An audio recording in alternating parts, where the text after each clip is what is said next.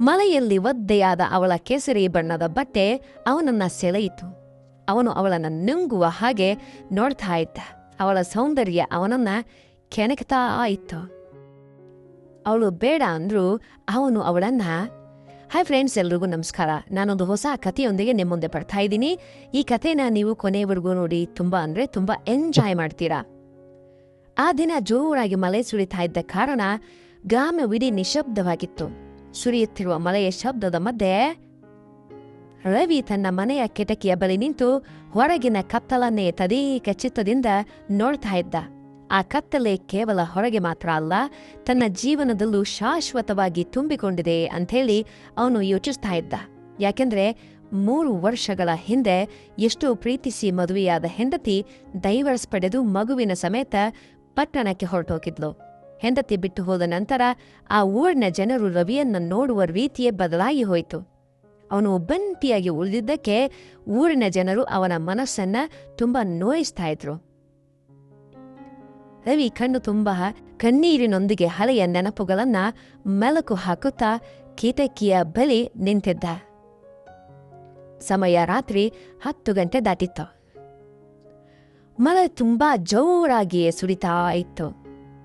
ರವಿ ಇನ್ನು ಕಿಟಕಿ ಮುಚ್ಚಿ ಮಲ್ಕೊಳ್ಳೋಣ ಅಂತೆಲ್ಲುಕೊಳ್ಳೋಷ್ಟರಲ್ಲಿ ಯಾರೋ ಬಾಗಿಲು ತೆಗೆದ ಶಬ್ದ ಕೇಳಿಸ್ತು.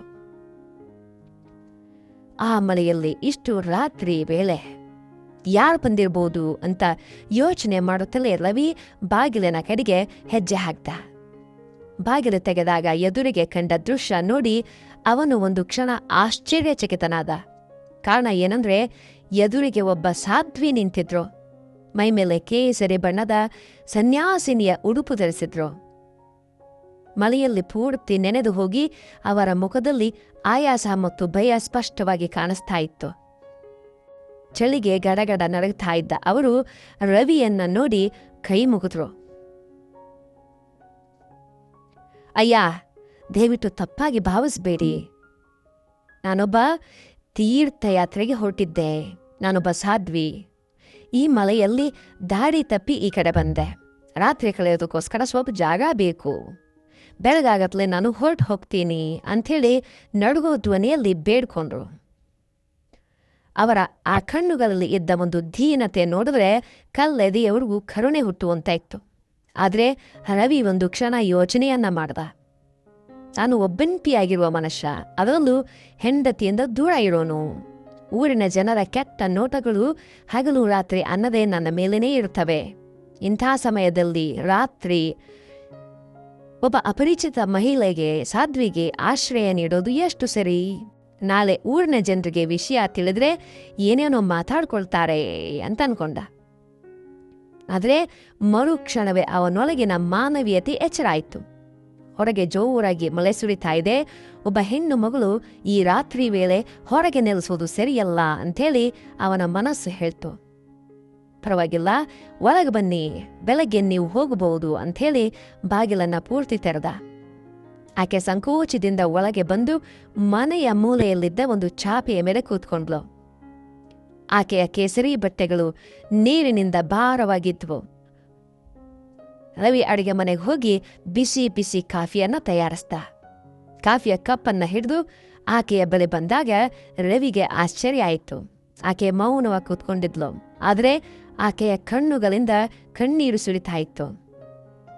ಏನಾಯ್ತು, ನೀವು ಚೆನ್ನಾಗಿದ್ದೀರಾ ಅಂತ ರವಿ ಕೇಳ್ದ.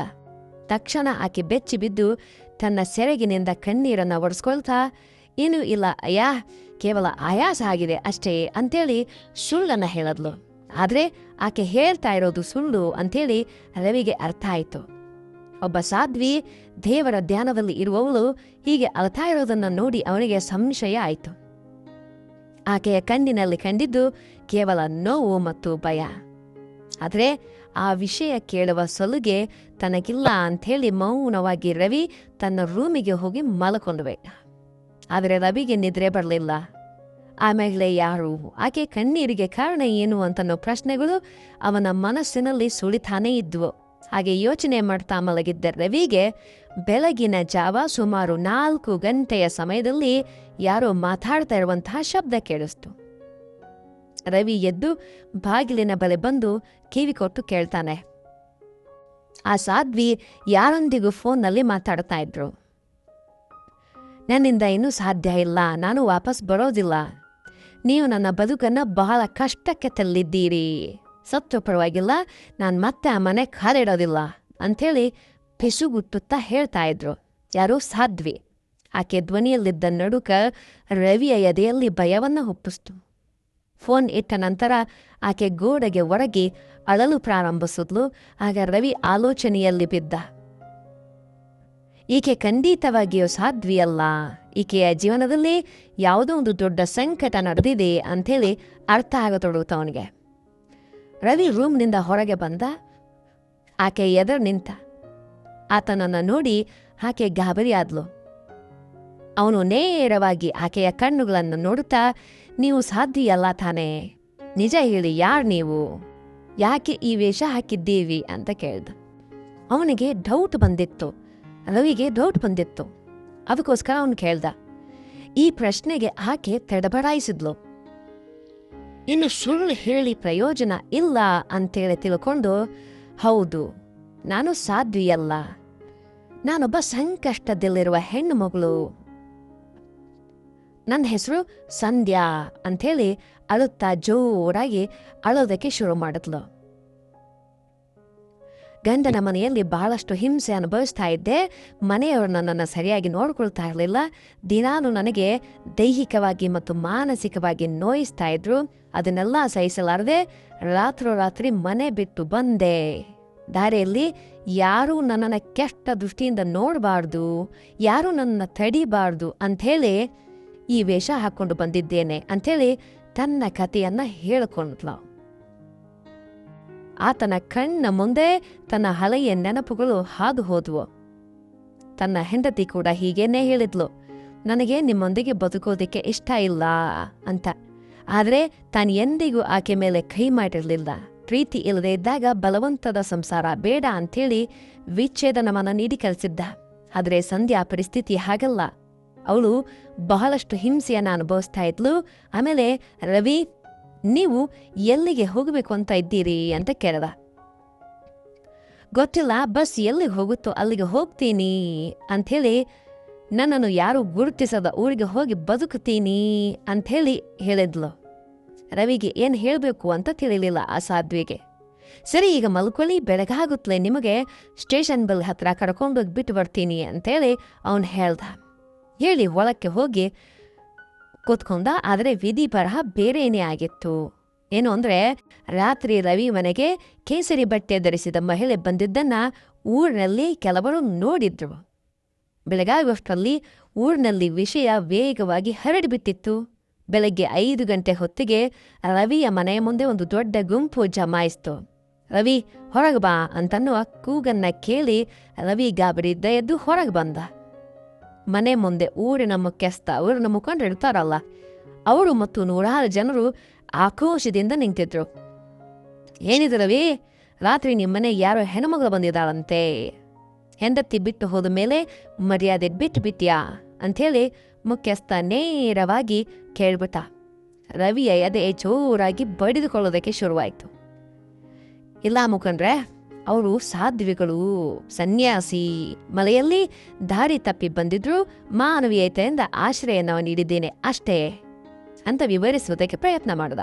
ಅಷ್ಟರಲ್ಲಿ ಮನೆಯ ಒಳಗಿನಿಂದ ಸಂಧ್ಯಾ ಹೊರಗೆ ಬಂದ್ಲು. ಕೇಸರಿ ಬಟ್ಟೆಯಲ್ಲಿ ಆಕೆಯನ್ನ ನೋಡಿದ ಕೂಡಲೇ ಅಲ್ಲಿದ್ದ ಜನರೆಲ್ಲರೂ ಒಮ್ಮೆಲೆ ನಿಶ್ಶಬ್ದರಾಗ್ಬಿಟ್ರು, ಶಾಕ್ ಆಗ್ಬಿಟ್ರು. ಆದರೆ ಜನರ ಗುಂಪಿನಲ್ಲಿದ್ದ ಒಬ್ಬ ಮುದುಕಿ ಸಂಧ್ಯಾಳನ್ನ ನೋಡಿದ ಕೂಡಲೇ ಆಶ್ಚರ್ಯಚಕಿತನಾದ್ರು. ಅವರದ್ದೇ ಸಂಧ್ಯಾಳ ಅತ್ತೆಯ ದೂರದ ಸಂಬಂಧಿ. ಆಕೆ ಸಂಧ್ಯಾಳನ್ನ ಗುರುತಿಸಿ, ಯಾಕೆ ಈ ಯಾವ ಸಾಧ್ವಿಯೂ ಅಲ್ಲ ಅಂದರೆ ಈಕೆ ಯಾವ ಸಾಧ್ವಿಯೂ ಅಲ್ಲ, ಈಕೆ ಪಕ್ಕದ ಊರಿನ ನಾಯರು ಸೊಸೆ, ಈಕೆ ಮನೆಯವರು ಒಳ್ಳೆಯವರೇ, ಆದರೆ ಈಕೆ ಅಲ್ಲಿಂದ ಬಂದು ಇಲ್ಲಿ ಸಾಧ್ವಿ ವೇಷ ಹಾಕಿದ್ದಾಳೆ ಅಂಥೇಳಿ ಆರೋಪ ಮಾಡೋದಕ್ಕೆ ಶುರು ಮಾಡಿದ್ರು. ಆ ವೃದ್ಧೆ ಮುದುಕಿ ಮಾತು ಕೇಳಿ ಸಂಧ್ಯಾ ತಲೆ ಮೇಲೆ ಚಿಡಿಲ್ ಬಡ್ದಾಯ್ತು. ಇಷ್ಟು ದೂರ ಓಡ್ಬಂದ್ರು ಇಲ್ಲಿ ನನ್ನನ್ನು ಗುರುತಿಸ್ತಾಳೆ ಅಂಥೇಳಿ ಆಕೆ ಊಹಿಸ್ತಿರ್ಲಿಲ್ಲ. ಸಂಧ್ಯಾಳ ಮುಖ ಭಯದಿಂದ ಬಾಡಿ ಹೋಯಿತು. ಊರಿನ ಜನರೆಲ್ಲರೂ ಅವಮಾನದಿಂದ ಆಕೆಯನ್ನು ನೋಡೋದಕ್ಕೆ ಶುರು ಮಾಡಿದ್ರು. ನಾನು ನಾಯರ್ ಅವರ ಸೊಸೆ ಅನ್ನೋದು ನಿಜ, ಆದರೆ ನಾನು ಮತ್ತೆ ಆ ಮನೆಗೆ ಹೋಗೋದಿಲ್ಲ. ನನ್ನ ಗಂಡ ನನ್ನನ್ನು ಬಹಳ ಕ್ರೂರವಾಗಿ ನೋಡ್ಕೊಳ್ತಾನೆ. ನಾನು ಇನ್ನ ಸಹಿಸಲಾರೆ. ಛತ್ರು ಸರಿ ಅಲ್ಲಿಗೆ ವಾಪಸ್ ಹೋಗೋದಿಲ್ಲ ಅಂಥೇಳಿ ಸಂಧ್ಯಾ ಜೋರಾಗಿ ಅರಚಿದ್ಲು. ಆದರೆ ಅಲ್ಲಿದ್ದ ಗಂಡಸರಿಗೆ ಅದೊಂದು ದೊಡ್ಡ ವಿಷಯವಾಗಿ ಕಾಣಿಸ್ಲಿಲ್ಲ. ಸಂಸಾರ ಅಂದ ಮೇಲೆ ಜಗಳ ಸಹಜ, ಅದಕ್ಕೆ ಹೀಗೆ ಮನೆ ಬಿಟ್ಟು ಓಡ್ ಹೋಗೋದೆ ಅಂಥೇಳಿ ಜನರು ಮಾತಾಡ್ಕೊಳ್ಳೋದಕ್ಕೆ ಶುರು ಮಾಡಿದ್ರು. ಪರಿಸ್ಥಿತಿ ಕೈ ಮೀರ್ತಾ ಇತ್ತು. ಅಷ್ಟರಲ್ಲಿ ಧೂಳು ಬಿಸ್ತಾ ಒಂದು ಜೀಪ್ ಬಂದು ರವೆ ಮನೆ ಮುಂದೆ ನಿಂತ್ಕೊಂಡ್ಬಿಡ್ತು. ಜೀಪ್ನಿಂದ 3 ಗಂಡಸರು ಇಳಿದ್ರು. ಅವರಲ್ಲಿ ಮುಂದೆ ಇದ್ದವನೇ ರಾಕೇಶ್, ಸಂಧ್ಯಾಳ ಗಂಡ. ರಾಕೇಶ್ ಕಣ್ಣುಗಳು ಕೋಪದಿಂದ ತುಂಬಿಕೊಂಡಿದ್ವು. ಅವನ ಹಿಂದೆ ಅವನ 2 ತಮ್ಮಂದಿರಿದ್ರು. ಸಂಧ್ಯಾಳನ್ನು ನೋಡಿದ ಕೂಡಲೇ ರಾಕೇಶಿನ ಕೋಪ ಬಂತು. ನನ್ನಿಂದ ತಪ್ಪಿಸ್ಕೊಂಡು ಹೋಗ್ಬೋದು ಅಂತ ಅನ್ಕಂಡ್ಯಾ ಅಂಥೇಳಿ ಗರ್ಜಿಸುತ್ತಾ ಸಂಧ್ಯಾಳ ಕಡೆಗೆ ನುಗ್ಗಿ ಬಂದ. ಸಂಧ್ಯಾ ಭಯದಿಂದ ರವಿಯ ಹಿಂದೆ ಹಡಕೊಂಡ್ಲು. ರಾಕೇಶ್ ನೇರವಾಗಿ ಬಂದು ಸಂಧ್ಯಾಳ ಕೈಯನ್ನ ಹಿಡ್ಕೊಂಡು ಎಳೆಯೋದಕ್ಕೆ ಹೋದಾಗ ರವಿ ಆತನಿಗೆ ಅಡ್ಡವಾಗಿ ನಿಂತುಬಿಟ್ಟ. ರಾಕೇಶ್ ಕೋಪದಿಂದ ರವಿಯ ಕಾಲನ್ನು ಹಿಡಿದು, ಯಾರೋ ನೀನೋ ನನ್ನ ಹೆಂಡತಿ ವಿಷಯದಲ್ಲಿ ತಲೆ ಹಾಕೋದಕ್ಕೆ ಅಂಥೇಳಿ ಕಿರಿಚಿಬಿಟ್ಟ. ರವಿ ಶಾಂತವಾಗಿದ್ರು. ಆತನ ಕಣ್ಣುಗಳಲ್ಲಿ ನಿರ್ಧಾರ ಇತ್ತು. ಈಗ ಈಕೆ ನನ್ನ ಮನೆಯಲ್ಲಿ ಆಶ್ರಯ ಪಡೆದಿದ್ದಾಳೆ. ಈಕೆ ಅನುಮತಿಯಿಲ್ಲದೆ ನೀನು ಈಕೆಯನ್ನು ಮುಟ್ಟುವಂತಿಲ್ಲ ಅಂಥೇಳಿ ಗಟ್ಟಿಯಾಗಿ ಹೇಳ್ದ. ಊರಿನ ಮುಖ್ಯಸ್ಥ ಮಧ್ಯೆ ಪ್ರವೇಶಿಸಿ, ರಾಕೇಶ್ ಸ್ವಲ್ಪ ಕೂಲಾಗು, ಇದು ನಮ್ಮೂರು, ಮಾತಾಡಿ ಬಗೆಹರಿಸ್ಕೊಳ್ಳೋಣ ಅಂತ ಹೇಳಿದ್ರು. ರಾಕೇಶ್ ರವಿಯನ್ನ ಪಕ್ಕಕ್ಕೆ ತಳ್ಳಿ, ಮುಖ್ಯಸ್ಥರೇ, ಈಕೆಗೆ ಸ್ವಲ್ಪ ಹುಚ್ಚು, ಸಣ್ಣ ವಿಷಯಕ್ಕೆ ಮನೆ ಬಿಟ್ಟು ಹೋಗ್ತಾಳೆ, ನೀವು ಸಪೋರ್ಟ್ ಮಾಡಬೇಡಿ ಅಂತೇಳಿ ನಾಟಕ ಆಡ್ದ. ಸಂಧ್ಯಾ ಮುಂದೆ ಬಂದು, ಇಲ್ಲ ಇವನು ಸುಳ್ಳು ಹೇಳ್ತಾ ಇದ್ದಾನೆ ನೋಡಿ, ಇವನು ನನ್ನ ಮೇಲೆ ಮಾಡಿರುವಂತಹ ಗಾಯಗಳು ಅಂಥೇಳಿ ಹೇಳುತ್ತಾ ತನ್ನ ಸೀರೆಯ ಸೆರಗನ್ನ ಸರಿಸಿ ತೋರಿಸಿದ್ಲು. ಅಲ್ಲಿಯ ಆಳವಾದ ಗಾಯದ ಗುರುತುಗಳನ್ನು ನೋಡಿ ಊರಿನ ಜನರು ಬೆಚ್ಚಿಬಿದ್ರು. ಆ ಗಾಯಗಳು ಸಂಧ್ಯಾ ಅನುಭವಿಸಿದ ಹಿಂಸೆಗೆ ಸಾಕ್ಷಿಯಾಗಿದ್ವು. ನನ್ನನ್ನು ಅತೀವವಾಗಿ ನೋಯಿಸಿದ್ದಾನೆ, ಇವರ ಜೊತೆ ಹೋದ್ರೆ ನಾನು ಬದುಕೋದಿಲ್ಲ ಅಂಥೇಳಿ ಸಂಧ್ಯಾ ಕಣ್ಣೀರಿಟ್ಲು. ರಾಕೇಶ್ ಮುಂದೆ ಬಂದು, ಇವೆಲ್ಲ ಸಂಸಾರದಲ್ಲಿ ಮಾಮೂಲಿ, ಅಷ್ಟಕ್ಕೂ ಇವನ್ಯಾರು ನನ್ನ ಹೆಂಡತಿಯನ್ನ ರಕ್ಷಣೆ ಮಾಡೋದಕ್ಕೆ ಅಂತೇಳಿ ವ್ಯಂಗ್ಯವಾಗಿದ್ದ. ರಾಕೇಶ್ ಆಡಿದ ಆ ಮಾತು ರವಿಯ ಎದೆಯಲ್ಲಿ ಸಿಟ್ಟನ್ನು ತರಿಸ್ತು. ಇಷ್ಟು ದಿನ ಸಮಾಜ ಮಾಡುವ ನಿಂದನೆಗಳನ್ನು ಸಹಿಸಿದ್ದ ರವಿ ಈಗ ಅನ್ಯಾಯ ನಡೀತಾ ಇದ್ರೆ ಮೌನವಾಗಿ ಇರಲಾರದೆ ಹೋದ. ಹೀಗಿರ್ತಾನೆ. ಅವನು ಮುಂದೆ ಬಂದು ರಾಕೇಶನ ಕಣ್ಣುಗಳನ್ನು ನೋಡುತ್ತಾ, ಹೌದು, ನಾನು ಒಂಟಿ, ನನ್ನ ಸಂಸಾರ ಉಳಿಲಿಲ್ಲ ಅಂತನ್ನೋ ಕಾರಣಕ್ಕೆ ಇನ್ನೊಬ್ಬರ ಪ್ರಾಣ ಹೋಗ್ತಾ ಇದ್ರೆ ನಾನು ನೋಡುತ್ತಾ ನಿಲ್ತ್ಕೊಳ್ಳೋದಿಲ್ಲ. ಇಷ್ಟೊಂದು ಕ್ರೂರವಾಗಿ ನೋಡಿಕೊಳ್ಳುವ ನಿನ್ನ ಜೊತೆ ಈಕೆಯನ್ನ ಕಲಿಸೋದಕ್ಕೆ ಸಾಧ್ಯ ಇಲ್ಲ ಅಂತೇಳಿ ಗರ್ಜಿಸ್ತ. ಸಂಧ್ಯಾ, ನಿನಗೇನು ಬೇಕು ಭಯವಿಲ್ಲದೆ ಹೇಳೋ ಅಂಥೇಳಿ ಮುಖ್ಯಸ್ಥ ಕೇಳಿದ್ರು. ನನಗೆ ಡೈವರ್ಸ್ ಬೇಕು, ನಾನು ಇವನ ಜೊತೆ ಸಂಸಾರ ಮಾಡೋದಿಲ್ಲ, ಬದುಕುವುದಿಲ್ಲ ಅಂಥೇಳಿ ಸಂಧ್ಯಾ ತನ್ನ ಅಂತಿಮ ನಿರ್ಧಾರವನ್ನು ಹೇಳಿದ್ಲು. ರಾಕೇಶ್ ನಗುತ್ತಾ, ನೀನು ವಿಚ್ಛೇದನವನ್ನು ಪಡೆದ್ರೆ ಈ ಸಮಾಜದಲ್ಲಿ ಬದುಕಬಲ್ಲೆಯಾ?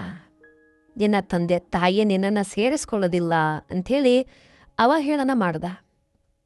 ಈ ಮಾತಿನಿಂದ ಸಂಧ್ಯಾ ಮೌನವಾದ್ಲು. ಸಂಧ್ಯಾಳಿಗೆ ಇರೋದಕ್ಕೆ ಬೇರೆ ಎಲ್ಲೂ ಜಾಗ ಇಲ್ಲ ಅಂತನ್ನ ವಿಷಯ ಆಕೆಗೆ ತಿಳಿದಿತ್ತು.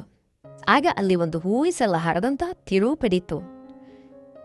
ಸಂಧ್ಯಾಳಿಗೆ ಹೋಗೋದಕ್ಕೆ ಬೇರೆ ಜಾಗ ಇಲ್ಲ ಅಂತ ಅನ್ನೋದಾದ್ರೆ ಆಕೆ ಸದ್ಯಕ್ಕೆ ನನ್ನ ಮನೇಲಿ ಇರಬಹುದು ಅಂಥೇಳಿ ರವಿ ಹೇಳ್ಬಿಟ್ಟ. ರವಿ ಹೇಳಿದ ಆ ಮಾತುಗಳು ಅಲ್ಲಿದ್ದವರಲ್ಲಿ ಆಶ್ಚರ್ಯ ಮೂಡಿಸಿದ್ವು. ಮುಖ್ಯಸ್ಥ ಮತ್ತು ರಾಕೇಶ್ ಮತ್ತು ಊರಿನವರು ರವಿಯನ್ನ ಕ್ವಶನ್ ಮಾರ್ಕಾಗಿ ಪ್ರಶ್ನಾರ್ಥಕವಾಗಿ ನೋಡಿದ್ರು. ಏನೋ ಅನ್ನೋ ಥರ ರವಿ ಶಾಂತವಾಗಿ ಮುಂದುವರಿಸ್ದ. ಈಕೆಗೆ ಸುರಕ್ಷಿತವಾದ ನೆರಳು ಸಿಗೋವರೆಗೆ ಅಥವಾ ಈಕೆ ಸ್ವಂತ ಕಾಲ ಮೇಲೆ ನಿಲ್ಲೋವರೆಗೆ ನನ್ನ ಮನೆಯಲ್ಲಿ ಇರಬಹುದು. ಒಬ್ಬ ಅವಳಿಗೆ ಆಶ್ರಯ ನೀಡೋದ್ರಲ್ಲಿ ತಪ್ಪೇನಿಲ್ಲ ಅಂಥೇಳಿ ದೃಢವಾಗಿ ಹೇಳ್ಬಿಟ್ಟ. ಇದನ್ನು ಕೇಳಿ ರಾಕೇಶ್ ಗಲಾಟೆ ಮಾಡೋದಕ್ಕೆ ಮುಂದಾದ. ಪರಿಸ್ಥಿತಿಯ ಗಂಭೀರತೆಯನ್ನು ಅರಿತ ಊರಿನ ಮುಖ್ಯಸ್ಥ ರಾಕೇಶ್, ಸಂಧ್ಯಾ ನಿನ್ ಜೊತೆ ಬರೋದಕ್ಕೆ ಒಪ್ಪದೇ ಇದ್ದಾಗ ನೀನು ಬಲವಂತ ಮಾಡೋದಕ್ಕೆ ಸಾಧ್ಯ ಇಲ್ಲ, ಇಲ್ಲಿಂದ ಹೋಗು, ಇಲ್ಲ ಅಂದ್ರೆ ಪೊಲೀಸ್ ಸಹಾಯ ಪಡಿಬೇಕಾಗುತ್ತೆ ಅಂತೇಳಿ ಎಚ್ಚರವನ್ನು ಮಾಡ್ದ. ಬೇರೆ ದಾರಿಯಿಲ್ಲದೆ ರಾಕೇಶ್ ದ್ವೇಷದ ಒಂದು ನೋಟವನ್ನು ಬೀರುತ್ತಾ ಹೊರಟು ಹೋಗ್ಬಿಟ್ಟ. ಜನ ಸಮೂಹ ನಿಧಾನವಾಗಿ ಚದುರಿ ಹೋಯಿತು. ಆದರೆ ಆ ದಿನ ರವಿ ತೆಗೆದುಕೊಂಡ ನಿರ್ಧಾರ ಏನಿದೆಯಲ್ಲ, ಅವರ ಜೀವನದ ದಿಕ್ಕನ್ನೇ ಬದಲಿಸಿತು. ರಾಕೇಶ್ ಹೋದ ನಂತರ ರವಿ ಮನೆಯ ಬಾಗಿಲು ಹಾಕಿಬಿಟ್ಟ. ರವಿಗೆ ಒಳಗೆ ಬರೋಷ್ಟರಲ್ಲಿ ಸಂಧ್ಯಾ ಎಲ್ಲ ಮುಗಿದೋಯ್ತು ಅನ್ನುವಂತೆ ಕುಳಿಸ್ಕೊಂಡಿದ್ಲು.